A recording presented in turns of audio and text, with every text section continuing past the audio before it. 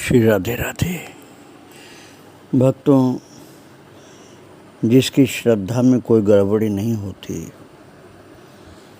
वो तो गुरु महाराज का आदर करता ही है। हाँ, किसी को अहंकार विशेष होता है तो गुरु को मानता ही नहीं, लेकिन श्रद्धावान शिष्य तो मानते हैं गुरु को। और जितनी ज़्यादा श्रद्धा होती उतना ही अधिक समर्पण होता है, उतना ही अधिक पवित्र भाव होता है। श्रद्धा की कुछ कमी होने से भाव में गड़बड़ी होती है, कपट छल करते हैं, निंदा बुराई करते हैं, दोष दर्शन के लिए पूरी शक्ति लगाकर खोजते रहते हैं। यहाँ तक कि ये स्वभाव जब ज़्यादा बिगड़ता है तो भगवान के अंदर भी दोष खोजना शुरू कर देते हैं कि भगवान में ये क्यों है, भगवान में ये क्यों है, सब तो ठीक है लेकिन भगवान ऐसा क्यों करते हैं। ज़्यादा गड़बड़ी होने पर ऐसा होता है। थोड़ी गड़बड़ी हो तो गुरु में, संत में दोष खोजते हैं, भक्तों की बुराई करते हैं। और यदि श्रद्धा बहुत ऊंची हो तो महाराज भगवान को तो मानते ही मानते हैं, गुरु को भी मानते हैं, संतों को मानते हैं, भक्तों को मानते हैं और उनका पूजन करके, उनकी सेवा करके आनंद से हृदय अपना भर लेते हैं। वैसे तो नित्य प्रति ये कार्य होता है भक्तों के द्वारा, लेकिन गुरु पूर्णिमा एक विशेष तिथि होती है जो भगवान व्यास देव के जन्म का अर्थात प्राकट्य का दिन है। इसलिए उसे व्यास पूर्णिमा भी कहते हैं। और गुरु पूर्णिमा को शिष्य लोग गुरुदेव के चरण का दर्शन करने के लिए जहाँ भी कहीं होते हैं प्रयास करते हैं कि पहुँच जाएं। आप श्रवण कर रहे थे महर्षि स्वामी कार्तिकेय जी का जीवन चरित्र, और मैं आपको बतला रहा था कि बिहार में दलसिंह सराय नाम की जगह पर महाराज जी विराजमान हैं। भ्रमणशील थे महाराज जी। बाद में तो केवल अयोध्या जी में ही रहे, गुप्तार घाट पर, लेकिन उसके पहले बहुत भ्रमणशील थे। तो दलसिंह सराय में महाराज जी का सत्संग भी होता था, भंडारे भी चलते थे। और उन्हीं दिनों गुरु पूर्णिमा का उत्सव आ गया था। और गुरु पूर्णिमा की पूरी तैयारी जब चल रही थी, भक्तों का हृदय आनंद और उत्साह से छलक रहा था, तभी माता किशोरी जी का पदार्पण हुआ था। किशोरी जी का जीवन इतना निर्मल भक्तिमय था कि सहज ही लोगों के अंदर माता के दर्शन का बड़ा ज़बरदस्त असर पड़ता था। किशोरी जी के सहज स्वभाव से, भक्तिमय उनके स्वरूप से सबके हृदय में शांति मिलती थी। कोई उद्दंडता नहीं कर सकता था महाराज जी और माता जी की उपस्थिति में। किसी प्रकार की अनियमितता भी कोई नहीं करता था। एक प्रकार का समझिए भय बना रहता था। भय वो मत समझिएगा जो बदमाश, दुष्ट और आतंकवादियों के उपस्थिति में भय होता, वो भय नहीं। महापुरुष की उपस्थिति में भक्तों के अंदर में एक शिष्टता के कारण भय रहता है कि हमसे कोई अपराध न बन जाए, महाराज जी को कोई कष्ट न हो जाए, संत को, भक्त को, माता को कोई कष्ट न हो जाए। ये मन में सज्जनता के कारण भय रहता है। इसलिए भक्त लोग बहुत शांति के साथ अपना कार्य करते हैं, शोरगुल नहीं करते। हल्ला गुल्ला भक्त लोगों के स्वभाव में ही नहीं आता है। बहुत शांति के साथ सेवापरायण जीवन होता है। और भक्तों गुरु पूर्णिमा के दिन स्नान आदि से निवृत्त हो सभी भक्त भक्ताएं अपनी अपनी पूजन की थालियों को सजाकर सबसे पहले महाराज जी के पूजन के लिए चल रहे थे, लेकिन भक्तों के मन में ये था कि किशोरी माता आगे आगे चले तो अच्छा रहो, इसलिए किशोरी जी की प्रतीक्षा भक्त माताएं कर रही थी। और किशोरी जी की उपस्थिति के बिना गंगापुर के भक्तों को कुछ भी करना अभिष्ट नहीं था, क्योंकि गंगापुर में तो माता का जन्म हुआ था ना। तो गंगापुर में तो अब सब लोग किशोरी के अनुयायी हो चुके थे। जहाँ की पहले शुरुआत में लोगों को आपत्ति होती थी, ये लड़की जो है घर छोड़ के कहाँ जंगल में चली जाती है, वहीं गंगापुर में अब सब लोग किशोरी माता के भक्त हो चुके थे। इसलिए भक्तों, गंगापुर के वासी लोग तो माता के इशारे का इंतजार करते थे। किशोरी माता गुरुदेव भगवान श्री स्वामी कार्तिकेय का पूजन कर लेंगे तो उनकी आज्ञा मिलेगी तो हम लोग भी पूजन करेंगे। तो जब माता का इशारा मिला, माता का संकेत ही आदेश होता था इनके लिए, बस उसके बाद इन लोगों ने स्वामी कार्तिकेय जी को, जिनको भगवान भगवान सब लोग कहते थे, भाव की अधिकता के कारण पूजन किए।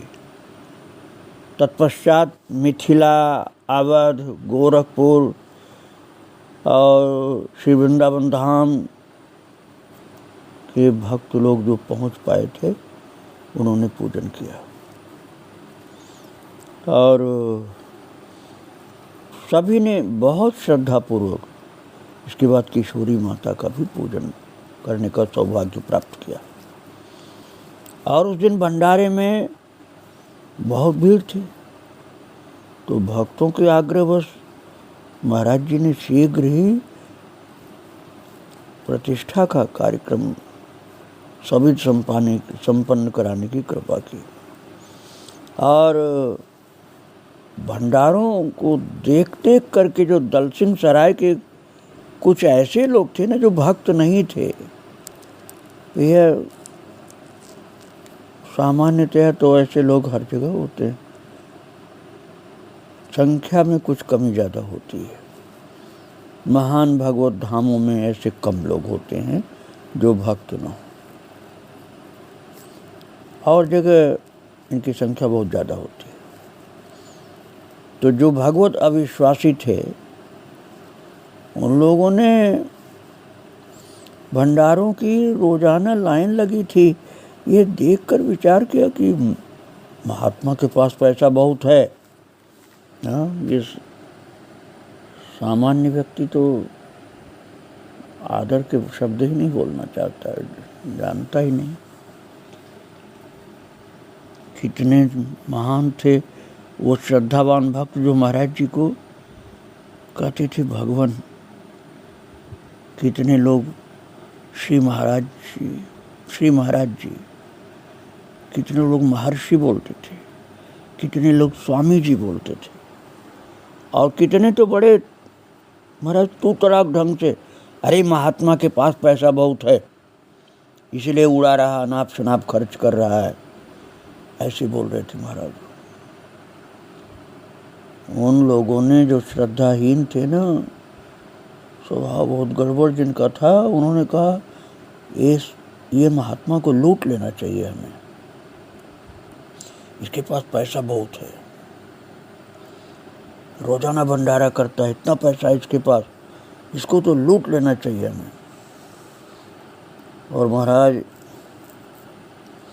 लता जी नाम के जो संत थे, उन्होंने लोगों के इस दुर्विचार युक्त शब्दों को सुन लिया था, और तुरंत ही एकांत में श्री किशोरी मैया से जाकर निवेदन किया कि ऐसे कुछ लोग बोल रहे हैं।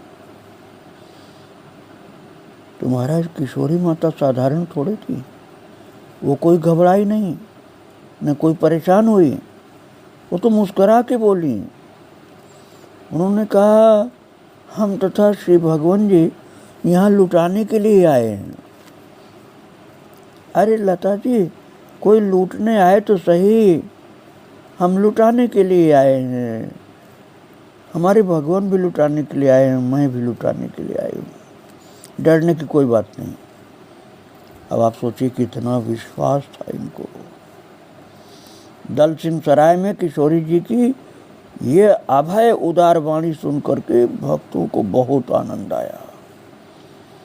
साक्षात जहाँ किशोरी माता विराजमान थी, स्वामी कार्तिकेय जी महाराज जैसे परम तेजस्वी तपस्वी सिद्ध पुरुष थे, वहाँ दुष्टों के अंदर ये भावना टिक थोड़े पाई कि लूटना है हमें। धीरे धीरे वो भी नतमस्तक होने लगे, लूटने के लिए नहीं आ सकते थे।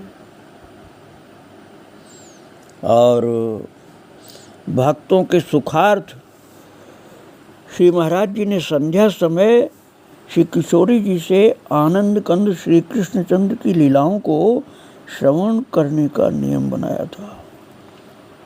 किशोरी माता से भगवान की लीलाओं को श्रवण करो, क्योंकि माता ने सब दर्शन किया जो सुनाती हैं। उसमें आपको आश्चर्य होगा, गुरुदेव भगवान श्री स्वामी कार्तिकेय जी प्रधान श्रोता रहते थे। वक्ता का स्थान ग्रहण करती थी किशोरी माता और मुख्य श्रोता का स्थान ग्रहण करते थे भगवान श्री कार्तिकेय जी महाराज। क्योंकि ध्यान में किशोरी जी को अपनी लीलाओं के श्रवण कराने के लिए श्री श्याम सुंदर जी ने ऐसी ही आज्ञा दे दी थी और श्री भगवान जी के नाम तथा उनके वास्तविक स्वरूप का परिचय कराया था महाराज। स्वयं भगवान कृष्ण ने परिचय कराया था किशोरी जी को और कहा था कि ये महान परब्रह्म परमात्मा के गुण रूप महिमा का सतत मनन करने वाले महर्षि श्री कार्तिकेय जी हैं। ऐसा स्वयं भगवान कृष्ण ने कहा था किशोरी माता से। किशोरी मैया के सामने स्वयं भगवान कृष्ण प्रकट होके बोले थे। भगवान ने संस्कृत के शब्दों में कहा था, सर्वदेवात्मको हेश कार्तिकेयो महामुनि तत्संगम यत्नतः कृत्वा मम लीलाम प्रदर्शय। अर्थात ये महान परम ब्रह्म परमात्मा के गुण रूप महिमा का सतत मनन करने वाले महर्षि कार्तिकेय जी हैं। इनके शरीर में सभी इष्ट देवों का निश्चय ही निवास है। आप उनका संग करके मेरी लीलाओं को प्रकट करें। प्रभु की आज्ञा थी ऐसी। इसलिए महाराज जी के सानिध्य में माता किशोरी जी ज़्यादा ही कथा सुनाती थीं। जब महाराज जी विराजमान न हों तब उनको बोलने में संकोच होता था, तब वो ध्यान में ही महाराज जी की आज्ञा प्राप्त करती थी।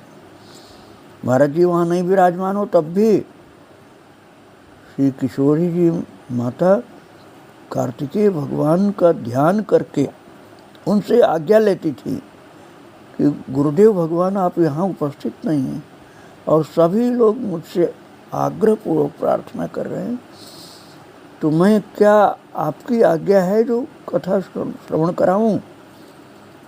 ऐसी परिस्थिति आती थी तो आज्ञा लेकर के बोलती थी। लेकिन वहाँ तो दल सिंह सराय में महाराज जी खुद मुख्य श्रोता के रूप में विराजमान थे और बहुत प्रेमपूर्ण आदेश देते थे, जैसे विनती कर रहे हो। तो श्री भगवान जी किशोरी जी के मुख से लीला में किसी वृक्ष का नाम सुन लेते तो उसकी शाखाओं तथा पत्तों तक की शोभा श्रवण करने के लिए प्रश्न कर देते थे। और किशोरी जी जैसे हाथ में आंवला रखा हो किसी के, संस्कृत में बोलते हैं हस्ता मलकवत, देखती हुई धारा प्रवाह वर्णन करने से लगती थी महाराज। और उस लीला श्रवण में केवल अधिकारियों का ही प्रवेश होता था। यदि किसी असावधानीवश किसी अनधिकारी का प्रवेश हो जाता तो लीला स्वयं बंद हो जाती थी। माता के मुख से शब्द निकलना ही बंद हो जाता था।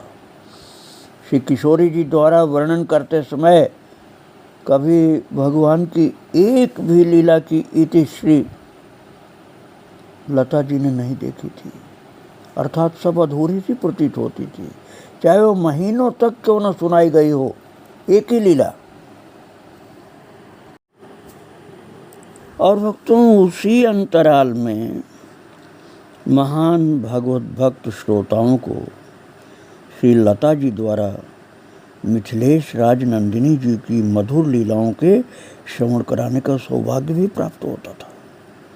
मैं आपको पहले बता चुका हूँ कि संत लता जी जनकपुर के एक ऐसे संत थे जिनको जानकी जी की लीलाओं का दर्शन होता था, इसलिए उनको किशोरी मैया के लीलाओं के द्वारा आनंद प्राप्त होने के साथ साथ जानकी जी की लीलाओं को श्रवण कराने का सौभाग्य भी प्राप्त होता था। और बाबा के प्राप्त वरदानानुसार उनमें भक्तों को समय समय पर अधिकार के अनुसार अपने इष्ट देवों का दर्शन होता रहता था। क्यों? भगवान कृष्ण ने स्वयं ऐसा कहा था, किशोरी मैया से स्वयं प्रभु ने कहा था, सर्वदेवात्मको हे से कार्तिको महामुनि। कार्तिकेय जो हैं महामुनि हैं, जो सभी देवताओं से समन्वित हैं, सभी इष्ट देवों का निश्चयी निवास है और श्रद्धावान को दर्शन भी मिलता है। तो वो बात सच्ची थी, दर्शन होता था भक्तों को। श्री किशोरी जी के प्रति मर्यादा पुरुषोत्तम श्री राघवेंद्र सरकार तथा लीला पुरुषोत्तम श्री कृष्णचंद्र के भक्तों की समान निष्ठा थी, किसी का पक्ष नहीं था, अर्थात पक्षपातहीन कथा होती थी। राम और कृष्ण दोनों में कोई भी भेद नहीं था किशोरी माता के लिए। श्री मिथिला जी के भक्तों को मैया किशोरी साक्षात श्री मिथिलेश नंदनी जी और वृंदावन बिहारी जी के उपासकों को श्री वृषभान नंदिनी जी के रूप में दर्शन मिलता था। और महाराज, ये सदा ही रहा ऐसा लाभ भक्तों को सुलभ था। श्रद्धावान भक्तों को मिथिला एवं वृंदावन उभय धाम के उपासकों को अपने अपने भावानुसार किशोरी जी के संपर्क में अपूर्व आनंद आता था। श्री रामोपासकों को महाराज जी के शील स्वभाव में राघवेंद्र सरकार का दर्शन मिलता था। श्री कार्तिकेय जी महाराज के स्वरूप में, उनके शील स्वभाव में श्रद्धावान भक्तों को राम जी का दर्शन मिलता था। संत वेश में होने पर भी महाराज जी के प्रति रामोपासकों की बड़ी ही अद्भुत श्रद्धा थी, अतएव उनके पास से विलग होना सभी को असह्य हो जाता था। एक बड़े अनुरागी समर्पित भक्त थे, तहसीलदार थे उस समय, सिद्धेश्वरी प्रसाद दीक्षित। वो पद वाली कोई बात नहीं थी, उनकी भक्ति वाली बात मैं बता रहा हूँ कि सत्संग की आसक्तिवश अपने पद को उन्होंने त्याग दिया, तिलांजलि दे दी, अर्थात इस्तीफा दे दिया, तहसीलदार पद का इस्तीफा दे दिया।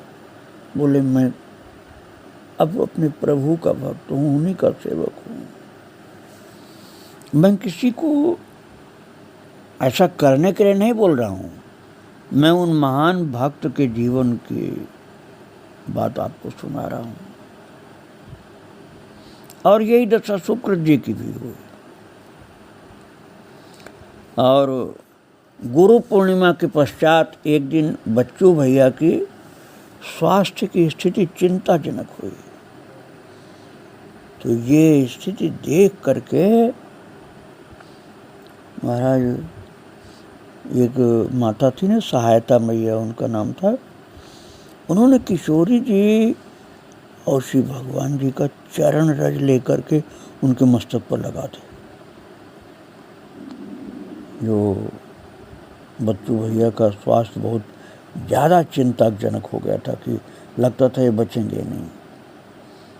तो सहायता मैया ने क्या किया, कोई दवाई नहीं, उन्होंने किशोरी जी की चरण रज और श्री महाराज जी के चरण रज को लेकर के वो बच्चू भैया जो असाध्य बीमार थे, कोई भी दवाई नहीं काम कर सकती थी, लगता था बचना मुश्किल, उनके मस्तक पर लगा दी वो चरण रज दोनों लोगों की। और पुनः महाराज जी को उन्हें दर्शन देने के लिए बुला ले आए और उनकी अंतिम स्थिति दिखाकर रोने लगे कि महाराज जी इसके तो श्वास खत्म हो रहे हैं, लगता है अभी बच नहीं सकता है। तो महाराज जी बोले, भाई आप दुख न माने, जो आया उसे जाना अवश्य है। बच्चू भैया की शरीर की भोगावधि समाप्त है। महाराज जी ने कहा कि इनके जीवन की भोगावधि समाप्त हो चुकी है। यदि कहें तो अपने संकल्प से उन्हें जीवन दान दे सकता हूँ, तथापि उस अवस्था में इनकी वृत्ति पूर्ववत ही रहेगी। ये संभव नहीं है कि पूर्ववत ही रह सकती या नहीं भी रह सकती है। विपरीत आचरण भी हो सकता है, तो क्या फायदा होगा ऐसे करने से। सहायता मैया जिनका नाम ताराबाई था, उन्होंने कहा भगवान यदि ऐसी ही बात है तो पुनर्जन्म से कोई लाभ नहीं, आपकी कृपा से इनको सद्गति प्राप्त हो, क्योंकि पुनर्जन्म हो और फिर विपरीत स्थिति इनकी यदि हो गई तो ये जन्म व्यर्थ चला जाएगा। इसलिए पुनर्जन्म ठीक नहीं है, आप इनको सद्गति प्रदान करें। भक्तों में बच्चू भैया जो अतिशय गंभीर चिंताजनक स्थिति में बीमार थे, जो देखते ही लगता था कि अब इनके प्राण जाने वाले हैं, उन्होंने पहले यही अपनी इच्छा व्यक्त की थी कि श्री भगवान जी और किशोरी मैया के चरणों में उपस्थित हूँ तब मेरे प्राण निकलें। ऐसा लगता वही समय आ गया था। तो कुछ ही मिनटों में श्री गीता पाठ श्रवण करते हुए बच्चू भैया के मुख से दिव्य ज्योत निकलकर महाराज जी के शरीर में विलीन हो गई और श्री राम प्रपन्नाचार्य जी महाराज ने शास्त्र विधि से उनकी क्रिया भी संपन्न कराई। ये कुछ भाग्यशाली भक्तों को ये दिव्य ज्योति बच्चू भैया के शरीर से निकलकर महाराज जी में विलीन होने का दृश्य दिखलाई भी पड़ा था। कुछ भाग्यशाली भक्तों ने दर्शन भी प्राप्त किया था। और बाद में फिर सहायता मैया के द्वारा उनको अयोध्या जी पहुंचाया गया था। और राधाष्टमी के बाद किशोरी जी गंगापुर को विदा हुई तो लता जी उन्हें समस्तीपुर तक पहुंचा करके 15 महीने बाद श्री जनकपुर धाम को वापस गए। भक्तों, सामान्य व्यक्ति तो यही कहेगा कि ये कथा ठीक नहीं होती है कि किसी का जीवन का अंत सुनाया जाए। अरे मृत्यु वाली बात क्यों कथा में सुनाई जाती है? सामान्यतः तो व्यक्ति यही कहते हैं, लेकिन जो महान पुण्यात्मा भक्त होते हैं उनको पता है कि जीवन भर तो आनंद लो प्रभु की लीलाओं का, भक्त भगवंत लीलाओं का आनंद लो, और ये मनुष्य जीवन का अंत तो होता ही होता है। वे कितने भाग्यशाली होते होंगे जो अपने भगवान, अपने इष्ट, अपने गुरुदेव सिद्ध महापुरुष के चरण रज में और साक्षात किशोरी माँ और साक्षात इष्ट देव के ही स्वरूप श्री कार्तिकेय जी के चरणों में शरीर छोड़ें, हर किसी के समझ में नहीं आने वाला, लेकिन भक्त की तो अभिलाषा होती है। इसलिए बच्चू भैया की अभिलाषा पूर्ण हुई और उनका धरती पर आगमन अर्थात जन्म सार्थक हो गया। भक्तों, जो श्रद्धावान भक्त होते वही इस बात की महिमा को समझते हैं और आदमी को ये समझ में नहीं आता है। महाराज जी की और लीलाओं को मैं श्रवण कराऊंगा आपको। आज श्री महाराज जी को प्रणाम करके यहीं विराम दे रहा हूँ। श्री राधे राधे, जय श्री राधे।